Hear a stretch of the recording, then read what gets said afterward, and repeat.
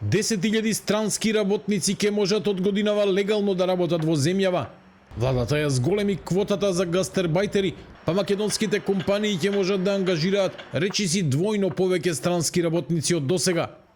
Ке се издадат 9750 дозволи за редовно вработување, 200 за упатени странци и 50 за сезонски ангажмани.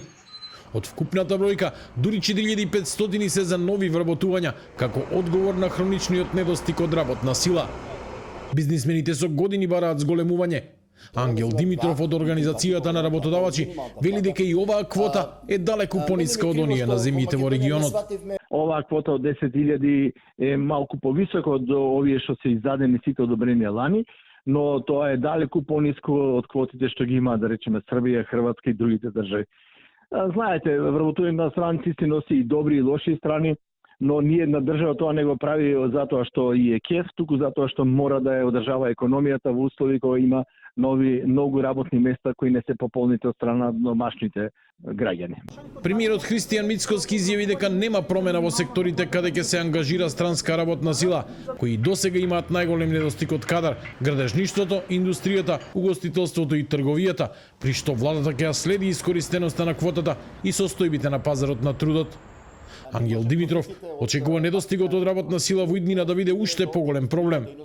Во Агенцијата за вработување се регистрирани околу 90.000 невработени, кои формално представуваат потенцијал за пополнување на слободните работни места, но како што вели Димитров, голем дел од нив ниту се јавуваат на огласите, ниту се преквалификуваат, туку најверојатно работат во сивата економија.